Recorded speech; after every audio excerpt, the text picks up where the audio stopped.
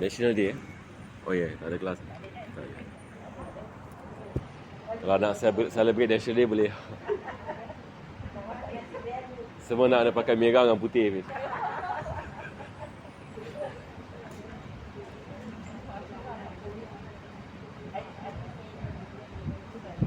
Testing. Test.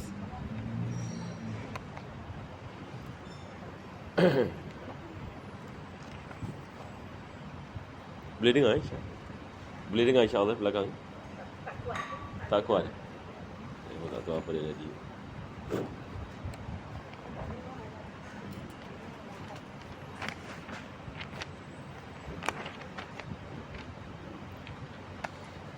أعوذ بالله من الشيطان الرجيم بسم الله الرحمن الرحيم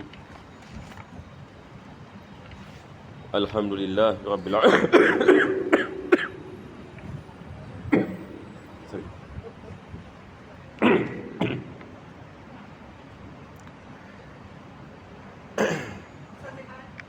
Alhamdulillah.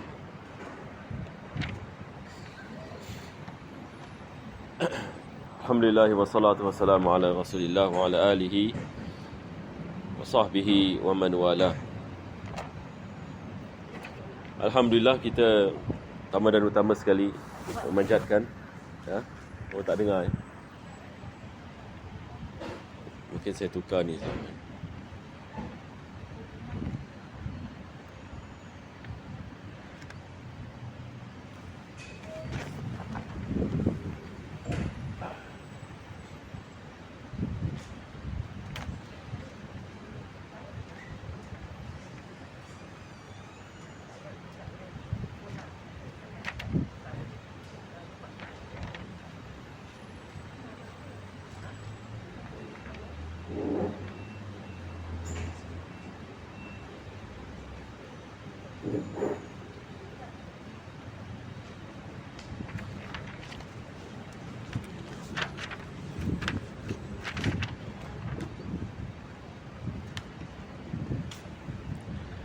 Testing, boleh insyaAllah. Bismillahirrahmanirrahim. Alhamdulillah Rabbil Alamin. Wassalatu wassalamu ala asyrafil anbiya'i wal mursalin Sayyidina Muhammadin wa ala alihi wa sahbihi ajma'in. Alhamdulillah, pertama sekali kita memanjatkan syukuran kita kepada Allah Subhanahu wa taala dapat kita berkumpul di majlis yang bahagia ini untuk meneruskan pengajian dalam tafsir Al-Quranul Karim. Dan kita berdoa mudah-mudahan Allah menjadikan pengajian ini sebab pengampunan bagi segala dosa, dan dengannya Allah mengkabulkan segala hajat dan menjadikan kita di antara hamba-hambanya yang bertakwa. Dan mudah-mudahan Allah membukakan bagi kita pintu kefahaman dalam agama dan diberikan taufik dapat kita mengamalkan dan menyampaikan kepada yang lain. Dan mudah-mudahan Allah selamatkan kita daripada segala bala dan segala bencana, segala musibah di dunia dan akhir, dan memberikan kepada kita husnul khatimah dan mengumpulkan kita bersama Nabi kita sallallahu alaihi wasallam pada hari kiamat nanti. Amin ya rabbal alamin. Jadi insya-Allah kita akan meneruskan daripada ayat ini 123 daripada surah An-Nisa. Pada minggu yang lepas kita sedang membicarakan berkenaan dengan sumpahan dari syaitan, yang mana dia bersumpah untuk menyesatkan anak Adam. Dan Allah Subhanahu wa taala menceritakan kepada kita akan perkara ini supaya kita berwaspada dan berjaga-jaga daripada tipu daya syaitan. Dan syaitan yang ini boleh memberikan kesan kepada manusia kalau sekiranya manusia lalai daripada mengingati Allah Subhanahu wa taala. Selepas itu Allah berjanji mereka yang beriman dan beramal saleh, Allah memasukkan mereka ke dalam syurga Allah Subhanahu wa taala. Sekarang ini kita masuk kepada ayat yang mana Allah Subhanahu wa taala memulakan ayat ini dengan mengatakan, laisa bi amaniyikum wala amaniyi ahlil kitab.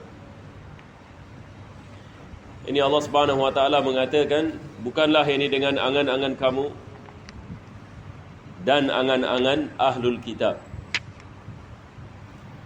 Di sini kita ada perkataan yakni amani. Amani dalam bahasa Arab ini maksudnya angan-angan kosong. Kalau dalam bahasa kita panggil angan-angan kosong. Apakah yang dimaksudkan dengan angan-angan kosong? Yang ini maksudnya angan-angan tapi tidak ada beramal. Hanya berangan-angan saja. Dalam bahasa Arab dia dipanggil sebagai amani. Dan amani ini biasa tidak memberikan manfaat kepada manusia.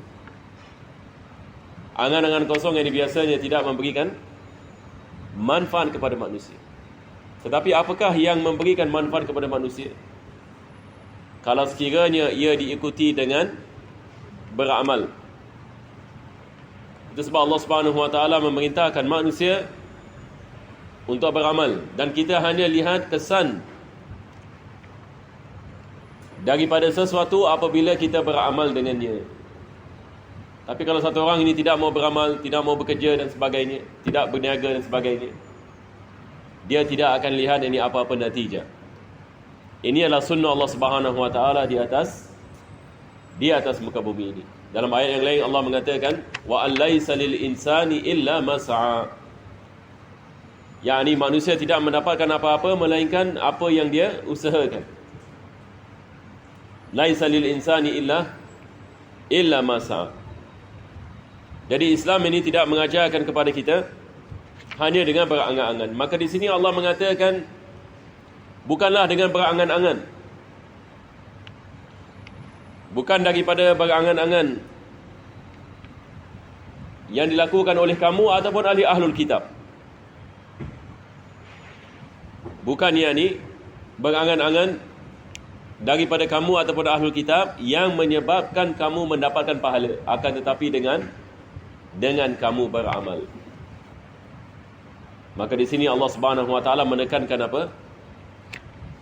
Yang ini pertama sekali yakni kita memasangkan niat. Yang kedua adalah kita usahakan dengan amalan. Tapi kalau kita tidak usahakan dengan amalan kita tidak mendapatkan apa-apa yang dimanfaatkan daripada angan-angan yang ini tersebut. Jadi ini adalah bahagian yang pertama.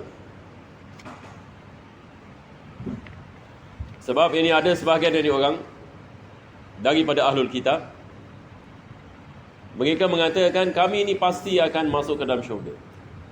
Walau macam mana apa jadi sekalipun, Allah akan menyelamatkan kami. Maka Allah Subhanahu wa taala menerangkan perkara ini. Bukan ini dengan angan-angan kosong kamu dapat masuk ke dalam syurga. Bukan dengan angan-angan kosong kamu mendapatkan pahala. Tetapi ada perkara yang harus kamu lakukan. Ini ayat yang selepas ini akan datang.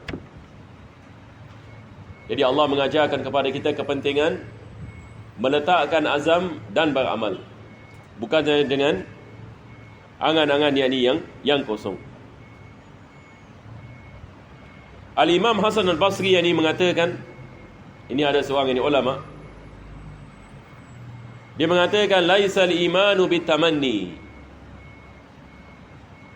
Dia mengatakan iman itu tidak didapati dengan angan-angan yang kosong. Walakin ma waqara fil qalbi wa saddaqahu al-amal.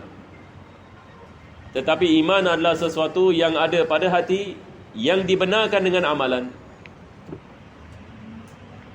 Yang dibenarkan dengan amalan. Minggu lepas saya mengatakan, ini berkenaan dengan ayat sebelumnya, Allah Subhanahu wa taala membicarakan tentang iman dan amal. Tak cukup satu orang hanya beriman saja. Betul ke tidak? Tapi dia tidak ada amal. Tidak ada solat. Tidak ada amal sama sekali. Sama juga satu orang ini dia tidak beriman, tapi Masya Allah amal dia banyak, pun tidak ada manfaat. Sebab amalannya semua ini tidak mendapatkan apa-apa pahala. Jadi kita memerlukan ini kepada iman, dan kita memerlukan ini kepada amal. Mudah-mudahan Allah memudahkan kita semua, insya-Allah.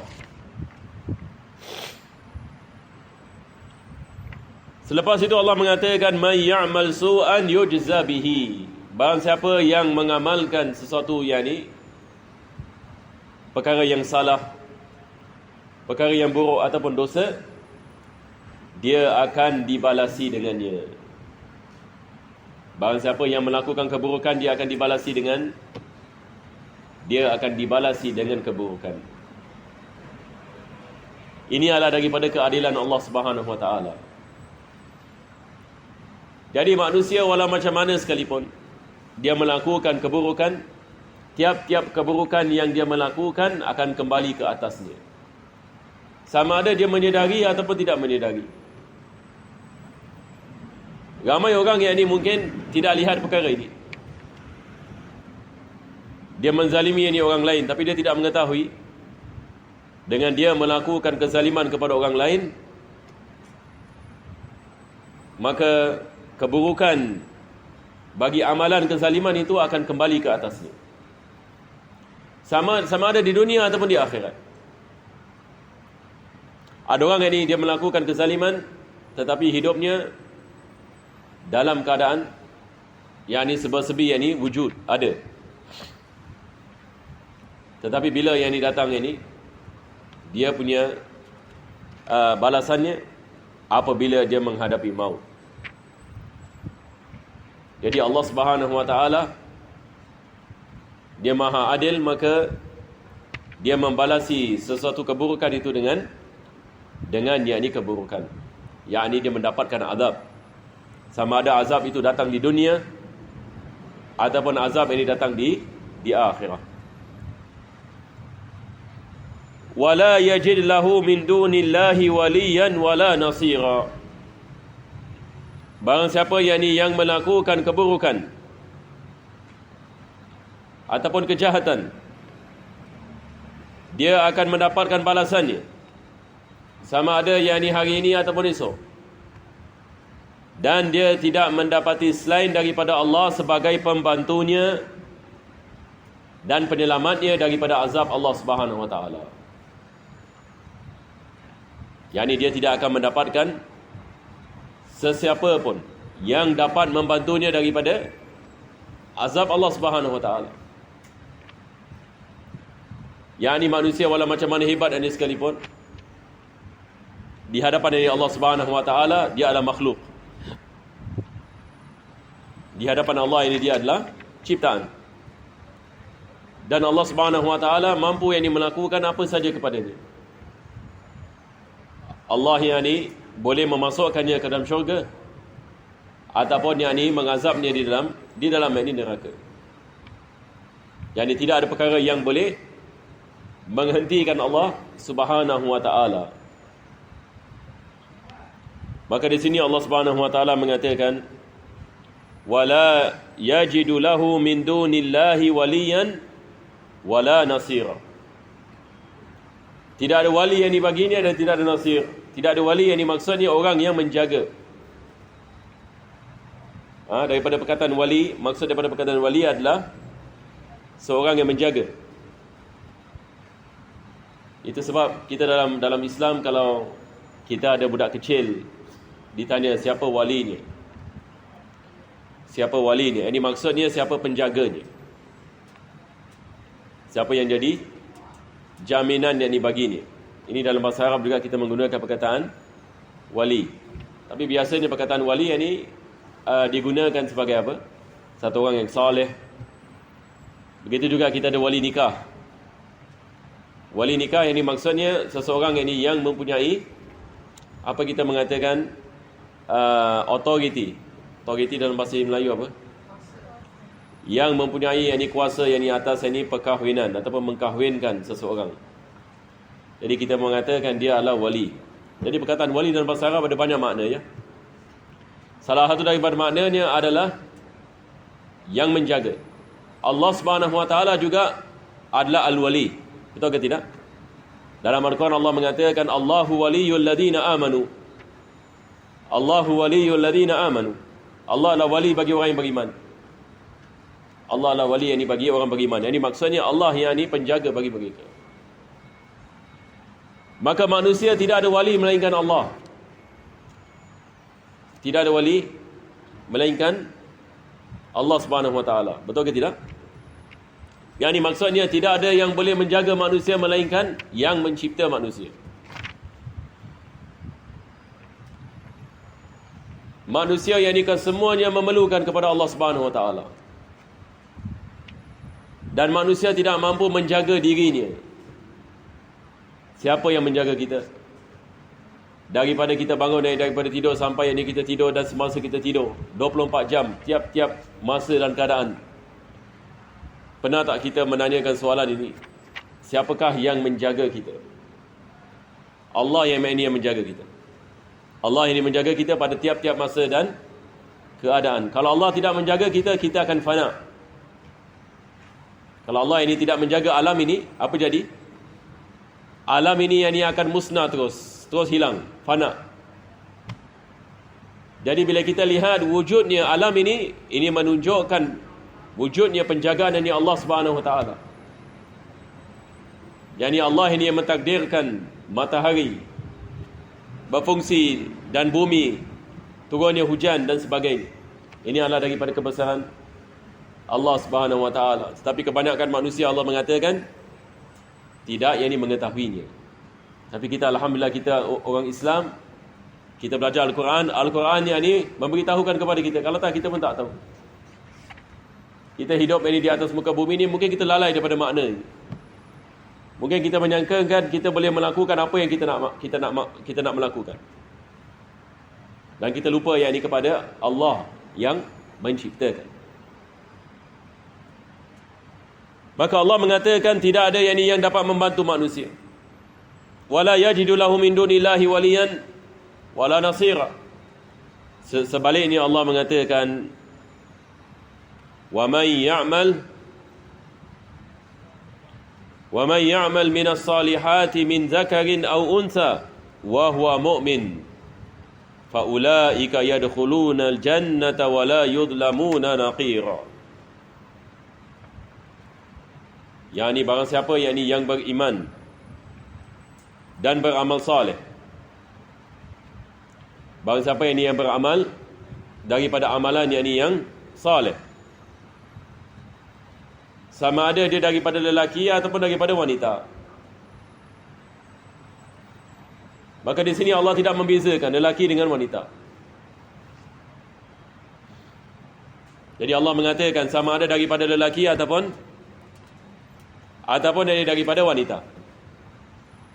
Sesiapa saja yang beramal soleh, maka mereka adalah golongan yang akan memasuki syurga yakni Allah Subhanahu wa taala. Jadi itu sebab ini kita mengatakan manusia yang berjaya adalah manusia yang beriman dan beramal saleh, yang mentaati kepada Allah Subhanahu wa taala. Sama ada daripada lelaki ataupun daripada wanita. Seorang yang lelaki yang beramal saleh dan bertakwa kepada Allah lebih afdal daripada wanita yang tidak mentaati Allah Subhanahu wa taala. Wanita yang mentaati Allah lebih baik daripada lelaki yang tidak mentaati kepada Allah Subhanahu wa taala. Dari Islam ini tidak lihat ini kepada jantina. Islam ini tidak mengatakan lelaki lebih baik daripada perempuan. Walaupun orang di barat ni dia salah faham tentang agama Islam. Dia menyangkakan agama Islam ini kita mengatakan dia dia menindas wanita. Yani ini adalah kejahilan mereka sebab mereka tak faham ataupun mereka sengaja tak nak faham. Tetapi Al-Quran mengajarkan kepada kita Allah menciptakan lelaki ini dengan wanita, dan Allah Subhanahu wa taala menguji lelaki dengan wanita. Siapa yang ini di antara mereka yang bertakwa? Jadi bukan maksudnya Allah menciptakan lelaki dengan wanita dan Allah mengatakan lelaki itu lebih baik daripada wanita. Yani dia tidak berlaku begitu. Tetapi siapakah yang manusia yang paling bahagia di sisi Allah? Yani mereka yang ada ketakwaan dan amal saleh. Jadi kita sebagai orang Islam ini harus kita faham perkara ini dengan baik. Cuma bezanya kita mengatakan lelaki ada tanggungjawabnya, wanita ada tanggungjawabnya. Ada perkara yang tak sama. Tanggungjawab lelaki tak sama dengan tanggungjawab wanita. Jadi kita yang ini perlu lihat yang ini kepada tanggungjawab kita masing-masing. Baru kita dapat memahami apa yang diperintahkan oleh Allah kepada kita. Maka di situ terletak kejayaan kita apabila kita melaksanakannya kerana Allah Subhanahu wa ta'ala. Boleh insya-Allah ya? Hari ni macam pelan sikit ya saya punya ni. Oh pelan sikit. Oh tak kau macam selalu Mungkin ada penat sikit lagi ni.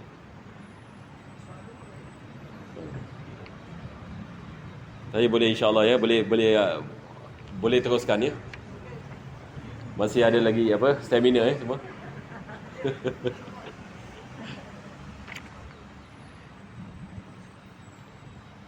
Maka Allah Subhanahu wa taala mengatakan faulaika yadkhulunal jannata wa la yuzlamuna nakira.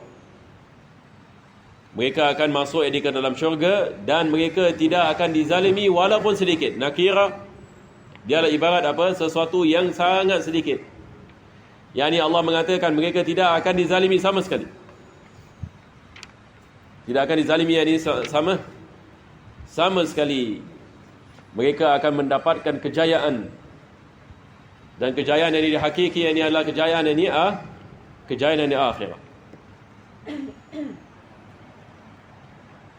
Selepas itu Allah mengatakan wa huwa mu'min wa man ya'mal minas salihati min zakarin aw untha wa huwa mu'min. Ini saya terlepas tadi. Sebab min zakarin aw untha terus saya masuk ini faulaika yadkhulunal jannah. Saya terlepas dari perkataan wa huwa mu'min. Kita lihat ini perkataan ini ya. Yani Allah mengatakan barang siapa yang beramal soleh daripada kalangan lelaki dengan wanita wa huwa mu'min. Apa maksudnya? Yani Allah mengatakan barang siapa yang beramal soleh daripada lelaki dan wanita dalam keadaan yang dia beriman. Sebab kalau dia tidak beriman, apa jadi? Amalan dia tidak diterima. Jadi iman ini adalah syarat. Dia mesti ada iman. Jadi kalau amalnya berasaskan dengan iman, baru dia akan mendapatkan manfaat. Tetapi kalau amalannya diasaskan dengan kekufuran, dia tidak mendapatkan apa-apa yakni manfaat yang ada di akhirat nanti. Na'udzubillah min zalik. Selepas itu Allah mengatakan wa man ahsanu dinan mimman aslama wajhahu lillah. Yakni maksudnya di sini adalah tidak ada agama yang lebih baik. Yakni maksudnya tidak ada sesuatu kepercayaan ataupun amalan yang lebih baik daripada seseorang yang kembali kepada Allah Subhanahu wa taala dan melaksanakan perintahnya. Yani Allah mengatakan itu adalah yang terbaik dan tidak ada perkara yang lebih baik daripada perkara tersebut. Tetapi ayat ini dalam bentuk soalan. Wa man ahsanu. Allah mengatakan wa man ahsanu dinan mimman aslama wajhahu lillah. Yani amalan siapa yang lebih baik? Ataupun agama siapa yang lebih baik daripada mereka-mereka yang Aslama ini maksudnya menyerah diri kepada Allah Subhanahu wa taala. Yani maksudnya di sini adalah tidak ada agama yang lebih baik daripada agama seseorang yang beriman dan menyerahkan dirinya kepada Allah dengan melaksanakan segala perintahnya dan meninggalkan segala larangannya. maka tidak ada perkara yang lebih baik daripada perkara ini. Allah mengatakan. Maka inilah maksud hidup ini manusia, seperti mana kita mengatakan banyak kali. Daripada maksud yang hidup ini manusia adalah beriman ini kepada Allah dan melaksanakan perintah Allah Subhanahu Wa Taala, dan menyerahkan diri kepada Allah dalam tiap-tiap urusan. Itu adalah maksud yang hidup, maksud hidup kita, yang mana kita harapkan insya-Allah mudah-mudahan Allah Subhanahu Wa Taala memberikan kepada kita taufik dan hidayah. Amin ya rabbal alamin. Selepas itu Allah mengatakan wa huwa muhsinun, dan dia berada dalam keadaan muhsin. Yani muhsin di sini adalah daripada perkataan ihsan. Yani dia taat ini kepada Allah Subhanahu Wa Taala dengan ihsan. Yani bukan sahaja dia menyerahkan dirinya kepada Allah, tetapi dia juga beramal. Dan dia memperbaiki amalannya dengan keihsanan, dengan penuh keyakinan, melaksanakan apa yang diperintahkan oleh Allah Subhanahu Wa Taala dan meninggalkan apa yang dilarang oleh Allah. Wattaba'a millata Ibrahim hanifa, dan dia mengikut kepada agama yang dibawa oleh Nabi Ibrahim AS.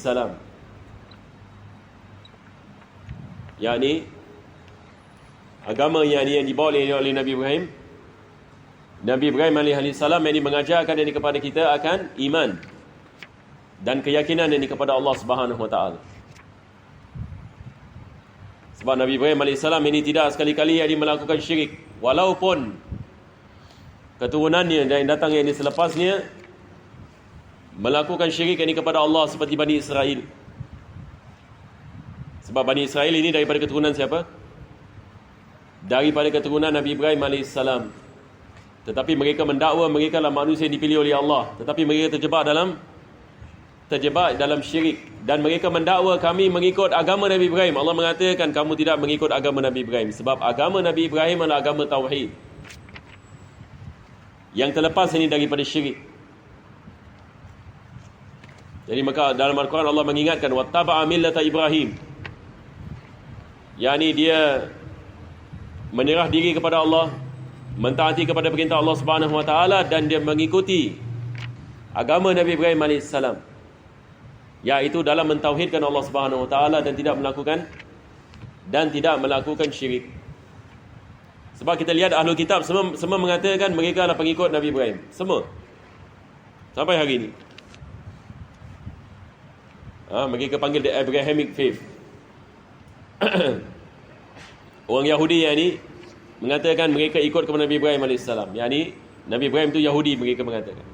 Wa Nasrani mengatakan Nabi Ibrahim Nasrani. Allah mengatakan makana Ibrahim Yahudiyan wala Nasraniya. Nabi Ibrahim bukan Yahudi dan bukan Nasrani. Kenapa? Sebab Yahudi dan Nasrani datang selepas ni. Yahudi dan Nasrani datang selepas Nabi Ibrahim. Maka Allah mengatakan dia bukan Yahudi dan dia bukan Nasrani, lakin kana hanifan muslima, tetapi dia adalah seorang Muslim. Muslim maksudnya yang menyerah diri kepada Allah. Wa ma kana minal musyrikin, dan dia bukan orang yang syirik kepada Allah Subhanahu Wa Taala. Maka Allah mengatakan wattaba'a millata Ibrahim hanifa. Hanifa maksudnya yang lurus. Perkataan hanif maksudnya yang lurus, mustaqim, seperti perkataan mustaqim. Allah mengatakan ihdinas siratal mustaqim. Berikanlah kami hidayah kepada jalan yang lurus. Maksudnya jalan yang tidak ada kepincangan kepadanya. Seperti mana Allah mewahyukan. Maka Allah mengatakan wattakhadallahu Ibrahim khalila. Allah Subhanahu Wa Taala telah menjadikan Ibrahim AS sebagai khalilnya. Apakah yang dimaksudkan dengan khalil? Khalil ini dia adalah seorang teman yang dicintai. Seorang teman yang dicintai. Maka Allah Subhanahu wa taala sayang kepada Nabi Ibrahim alaihissalam. Maka Allah menamakan dia sebagai Khalil. Seseorang yang dicintai oleh Allah Subhanahu wa taala. Kita ada tempat di Palestin nama Khalil. Di Palestin. Ini adalah tempat yang mana Nabi Ibrahim AS dimakamkan. Sebab Nabi Ibrahim AS tinggal di situ. Dalam bahasa Hebrew mereka panggil Hebron. Kataan Hebron lebih terkenal. Kalau kita cakap orang Islam Khalil, Khalil, kat mana Khalil? Tapi kalau kita cakap Hebron, orang kenal. Tapi kalau Khalil ini orang tak kenal. Padahal Khalil adalah asal nama tempat itu. Allah Subhanahu wa taala menamakan Nabi Ibrahim AS ini sebagai Khalil. Jadi kalau kita pergi di tempat ini ada makam Nabi Ibrahim AS dengan isterinya Sarah. Jadi makam isterinya sebelah makam Nabi Ibrahim AS. Ada jemaah di sini pernah pergi? Kalau ada yang ikut package pergi Palestin, yang akan ziarah tempat ini. Kita masuk masjid ni, masjid bagi dua. Satu sinagog, lagi satu masjid. Orang Yahudi rampas pada bahagian yang belakang. Sebab mereka pun nak makam Nabi Ibrahim. Jadi mereka bagi dua. Tapi sebenarnya bukan bagi dua, semua dia orang ambil. Kita kalau nak ziarah nak pegang makam pun tak boleh. Kita ziarah melalui tingkap. Dekat belakang dia tengah baca Talmud. Yahudi. Itu keadaan keadaan di Khalil. Tiap-tiap kali kita nak masuk nak kena go through dia punya besi tu. Bunyi ten. Nak kena buka handphone semua. Padahal nak masuk masjid. Itu keadaan di sana di Khalil.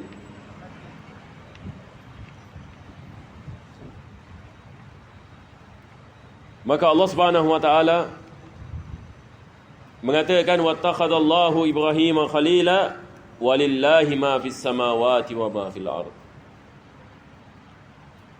Selepas Allah Subhanahu wa taala mengatakan Allah mengangkati darajat Nabi Ibrahim AS dengan Allah mencintainya disebabkan keimanannya, keyakinannya melaksanakan perintah-perintah Allah Subhanahu wa taala. Maka barang siapa yang mengikut jejak langkah Nabi Ibrahim AS akan mendapati kecintaan daripada Allah Subhanahu wa taala. Walillahi ma fis samawati wa ma fil ard. Bagi Allah Subhanahu wa taala segala-gala yang di atas, di dalam langit dan bumi. Maksudnya di sini adalah segala-galanya adalah milik Allah Subhanahu wa taala. Segala-galanya yang ini adalah daripada milik Allah Subhanahu wa taala. Maksudnya di sini tidak ada perkara yang tidak diciptakan. Selain Allah Subhanahu wa taala, segala-galanya Allah yang mencipta.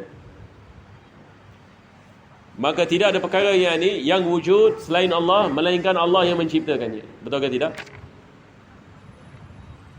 Segala-galanya Allah yang mencipta, segala-galanya adalah milik bagi Allah Subhanahu wa taala. Walillahi ma fis samawati wa ma fil ard wa kana Allahu bikulli syai'in muhita. Maka segala-galanya adalah ciptaan dan milik Allah di langit dan bumi. Dan Allah Subhanahu wa taala mengatakan ilmunya merangkumi segala-galanya. Ilmu Allah Subhanahu wa taala merangkumi segala-galanya. Ini maksudnya dia mengetahui segala-galanya. Tidak ada perkara yang terlepas daripada ilmu Allah Subhanahu wa taala.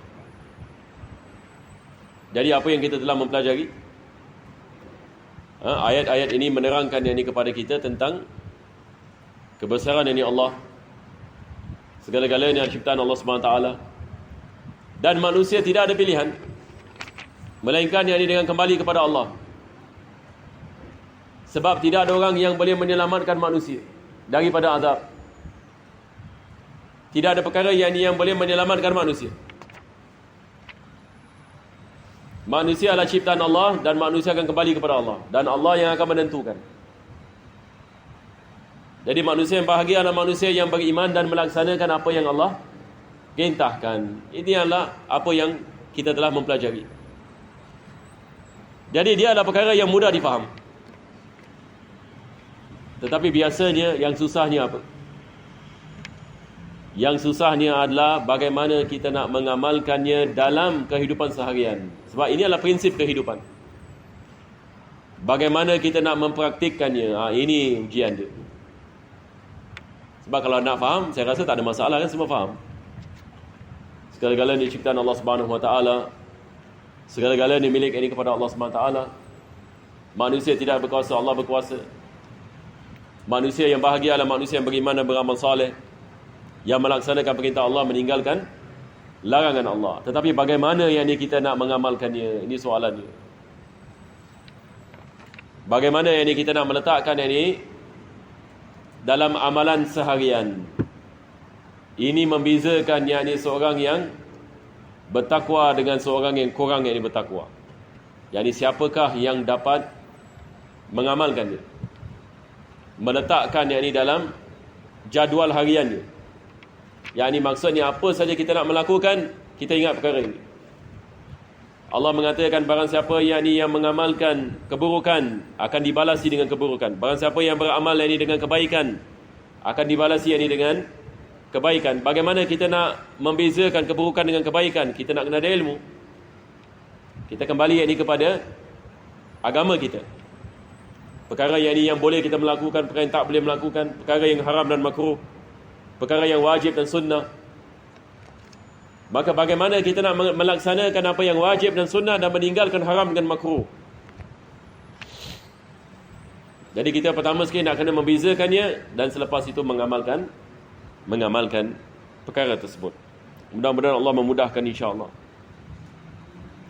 Dan menjadikan kita di antara hamba-hamba-Nya yang bertakwa. Amin ya rabbal alamin. Selepas itu kita masuk kepada bahagian yang seterusnya. Bahagian ini bersangkut paut dengan wanita. Surah ini pun dikenali sebagai surah An-Nisa. Kita dalam Al-Quran kita ada surah An-Nisa, tapi kita tidak ada surah Rijal. Dalam Al-Quran kita ada surah wanita, tapi tidak ada surah lelaki. Cuba kita bayangkan. Allah Subhanahu Wa Taala memuliakan wanita. Ada tak surah lelaki?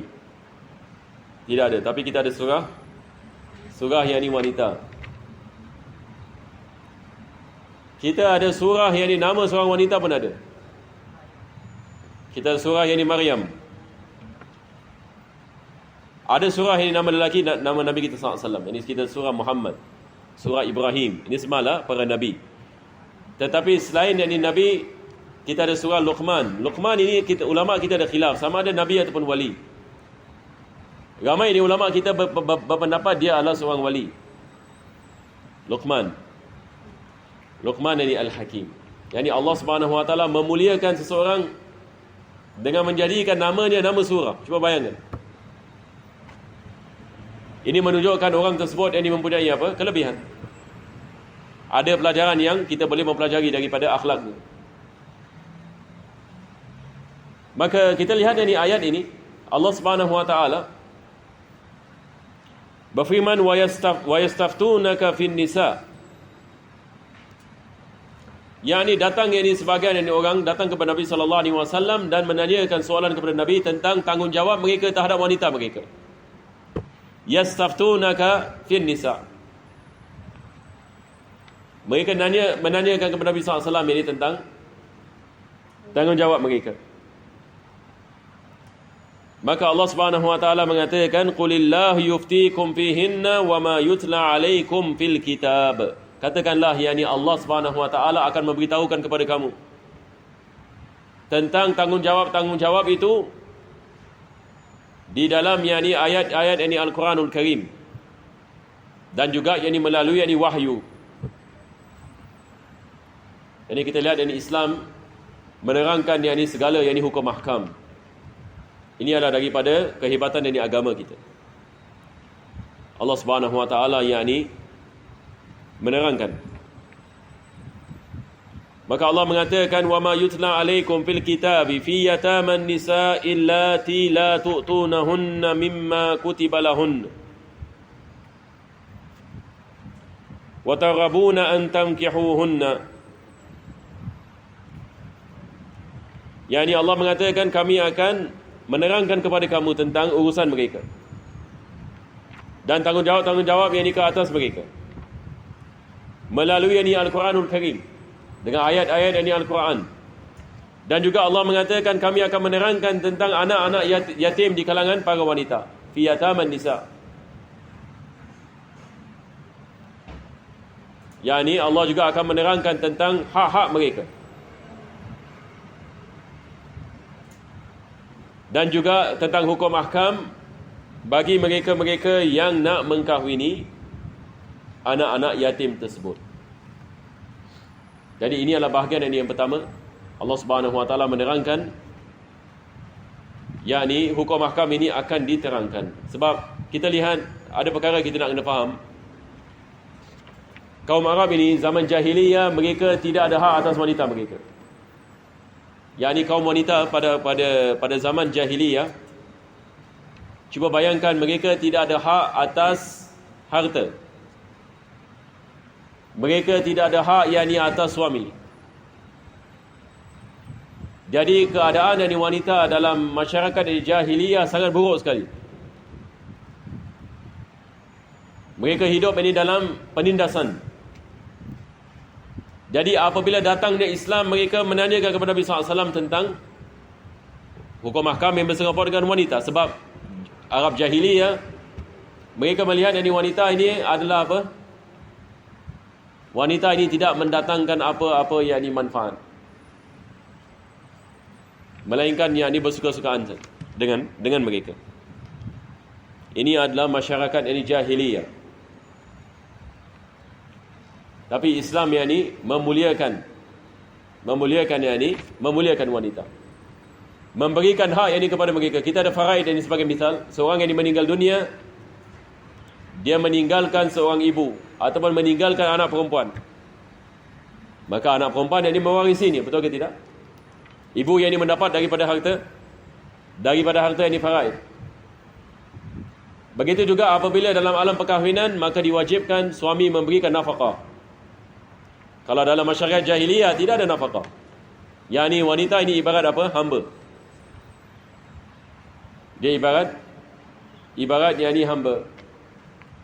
Tetapi yakni Islam yakni mewajibkan yakni tanggungjawab dan kewajipan yakni berlaku baik yakni kepada golongan wanita dan sebagainya. Walaupun di zaman sekarang yakni musuh Islam yakni mereka menggunakan perkara ini, mereka mengatakan orang Islam menindas yakni wanita-wanita mereka. Maka itu tidak benar. Tapi memang ini ada orang Islam ini jahil. Dia melakukan perbuatan-perbuatan yang memburukkan nama Islam. Tetapi kita membezakan di antara hukum ahkam Islam dengan perbuatan yang orang Islam. Tak sama, betul ke tidak? Sebab ada yang orang Islam yang dia melakukan perkara yang bercanggah dengan Islam. Maka kita tidak mengatakan ini daripada agama Islam. Di Singapura saya dengar misalnya ada banyak kes wanita-wanita misalnya dicedera, dipukul yakni sehingga cedera, masuk hospital dan sebagainya. Yang melakukan ini adalah orang Islam. Adakah ini diperintahkan oleh Islam? Islam perintahkan orang melakukan sedemikian? Tidak. Tetapi ini manusia, dia melakukan perkara tersebut disebabkan yang ini dia marah ke, disebabkan apa yang berlaku kepada kehidupan dia dan sebagainya. Tetapi ia tidak ada kait mengait dengan agama Islam. Jadi agama Islam melarang yakni seseorang ini menzalimi, walaupun yang ini terhadap ini binatang, apalagi yang ini menzalimi menzalimi yakni manusia. Maka ini adalah daripada keindahan yakni agama kita. Yani Allah Subhanahu wa taala menerangkan yakni segala yakni hukum ahkam. Dan Allah juga mengatakan wal mustad'afina minal wildani wa an taqumu lil yatama bil qist. Juga yakni Allah menerangkan tentang tanggungjawab yakni terhadap anak-anak kecil, anak-anak yatim yang tidak ada ibu dan tidak ada bapa, ataupun anak-anak yang miskin. Yani Islam ini mengharamkan penzaliman yang terhadap anak-anak yatim. Begitu juga dengan kanak-kanak dan wanita-wanita. Maka Allah mengatakan kami menerangkan hukum ahkam ini dan tanggungjawab ini, supaya yakni kamu dapat yakni menghidupkan keadilan. Wa an taqumu lil yatama bil qist. Supaya kamu melaksanakan keadilan bagi anak-anak yatim apabila datang masa membagikan harta mereka.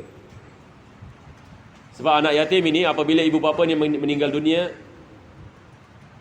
maka mereka mendapat harta warisan. Tapi disebabkan mereka belum baligh, yatim ini maksudnya budak kecil yang belum baligh, maka mereka tidak memahami apa-apa. Jadi biasanya siapa yang menguruskan harta mereka? Ini kita mengatakan dia punya ahli waris dia yang menguruskan harta tersebut. Maka Allah mengatakan hendaklah kamu melaksanakan keadilan apabila kamu menguruskan harta anak yatim. Jadi berkenaan dengan anak yatim ini kita lihat ada beberapa ayat dalam Al-Quranul Karim yang mengancam mereka-mereka yang mengambil harta anak yatim. Ini adalah daripada dosa yang besar. Allah mengatakan barang siapa yang memakan yakni harta anak yatim yakni sesungguhnya dia telah memakan api. Innama ya'kuluna fi butunihim nar. Dia memakan yakni api dalam perut-perut mereka. Yang ini menunjukkan kepada kita hari kiamat nanti manusia akan dibakar yakni dengan sedahsyatnya disebabkan yakni memakan yakni daripada harta anak yatim. Tapi dalam masa yang sama mereka yang jaga yakni anak yatim mendapatkan pahala yang besar. Mereka yang menjaga yakni anak yatim akan mendapatkan yakni pahala yang besar. Tetapi barang siapa yang menzalimi mereka mendapatkan yakni azab di sisi Allah Subhanahu wa taala yang tidak dapat dibayangkan. Jadi kita lihat ini bagaimana agama Islam menjaga yakni hak yakni wanita-wanita dan anak yatim. Ini adalah perintah Allah. Allah mengatakan wa antaqumu lil yatama bil qist wa ma taf'alu min khairin fa innallaha kana bihi alima. Apa saja kebaikan kamu melakukan, Allah mengatakan Allah Maha mengetahui. Yani tidak ada perkara yang terlepas daripada ilmu Allah Subhanahu wa taala. Walaupun manusia tak tahu, tapi Allah yakni mengetahui, dan cukuplah yakni Allah yakni mengetahui dan membalasinya. Sebab akhirnya itu adalah maksud kita melaksanakan kebaikan, mendapatkan yakni keredaan Allah Subhanahu wa taala. Selepas itu yakni Allah Subhanahu wa taala menerangkan yakni tentang beberapa yakni hukum berkenaan dengan wanita yang nusyuz. Kita ada ayat-ayat yakni Al-Quran yang menerangkan hukum ahkam yang berkenaan dengan suami dan isteri. Maka firman Allah Subhanahu wa taala wa in imra'atun khafat min ba'liha nusyuzan aw i'radan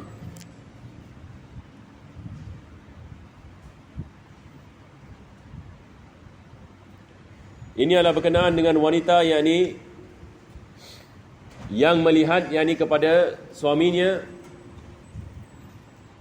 dalam keadaan yakni suaminya berpaling daripadanya.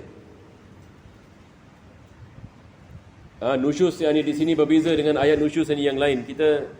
Dahulu kita membicarakan tentang nusyuz kalau sekiranya isteri yakni dia keluar daripada ketaatan ini suami sebagai misal. Itu adalah nusyuz. Tapi sekarang ini bagaimana kalau suami pula tidak melayani isteri? Jadi di sini ini Islam ini mengajarkan yakni suami ini ada hak ini terhadap isteri dan isteri ada hak ini terhadap ini suami. Maka ada ini perkara yang diwajibkan bagi suami terhadap isteri dan ada perkara yang diwajibkan bagi isteri yang terhadap ini suami. Daripada kewajipan suami terhadap isteri adalah melayani isterinya dengan baik. Tapi bagaimana ini kalau sekiranya suaminya tidak melayani ini isterinya dengan yang baik?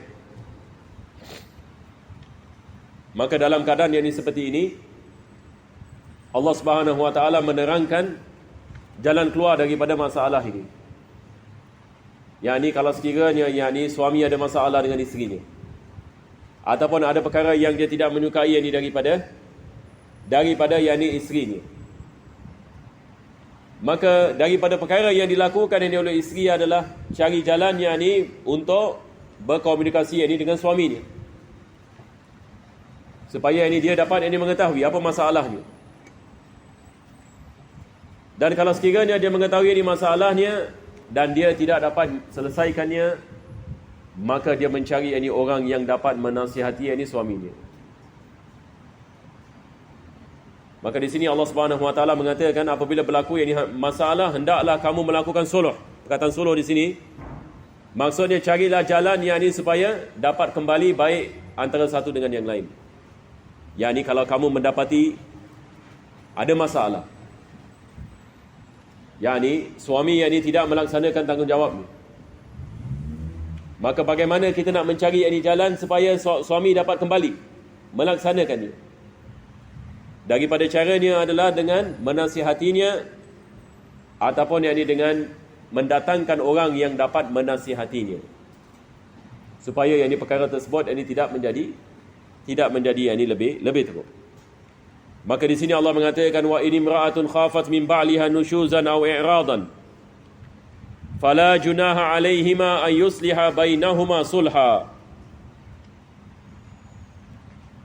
Yani apabila seorang isteri melihat yakni suaminya berpaling yakni daripadanya dan menjauhkan dirinya daripadanya, maka Allah mengatakan tidak ada apa-apa yakni ke atas kedua mereka yakni untuk cari jalan berdamai.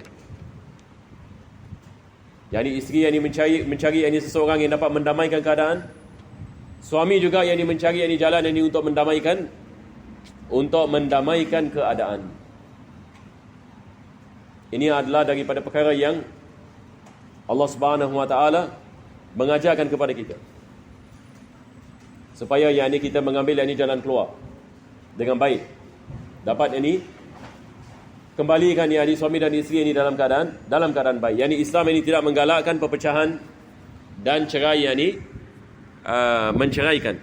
Tetapi kalau sekiranya ada peluang yakni untuk berdamai, ini adalah perkara yang pertama sekali.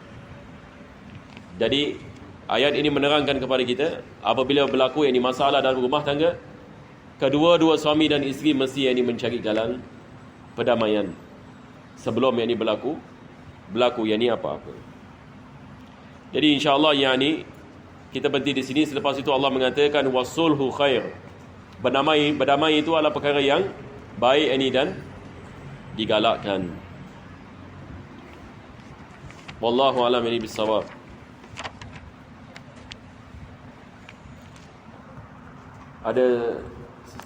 Siapa ada soalan? Sebelum kita membaca doa,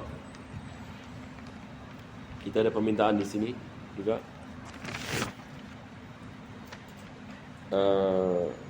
InsyaAllah kita membacakan Fatihah bagi Puan Jumaiyah binti Hasan yang sedang berada di hospital. Dia menghadiri kelas ini ya? Tidak. Jadi marilah sama-sama ini kita membacakan Fatihah dan kita berdoa mudah-mudahan Allah Subhanahu wa taala memberikan kepada beliau ini syifa. Dan juga ini kepada semua kaum mukminin dan mukminat di mana saja mereka berada dengan niat ini ila hadrat Nabi sallallahu alaihi wasallam. Al-Fatihah. Bismillahirrahmanirrahim. Shiratal ladzina an'amta 'alaihim Bismillahirrahmanirrahim. Alhamdulillahirabbil alamin. Allahumma shalli wa sallim ala sayyidina Muhammad wa ala ali sayyidina Muhammad wa radhiyallahu anhum ajma'in. اللهم إنا نسألك العفو والعافية والمعافاة دائما في ديني ودنيا والآخرة. اللهم إنا نسألك رضاك والجنة ونعوذ بك من سخطك والنار. اللهم إنا نسألك من خير ما سألك منه عبدك نبيك محمد صلى الله عليه وسلم ونستعيذك من استعاذك منه عبدك نبيك محمد صلى الله عليه وسلم. ربنا آتنا في الدنيا حسنة وفي الآخرة حسنة وقنا عذاب النار. صلى الله على سيدنا محمد وعلى آله وصحبه وسلم. والحمد لله رب العالمين. تقبل الله منكم. السلام عليكم ورحمة الله وبركاته.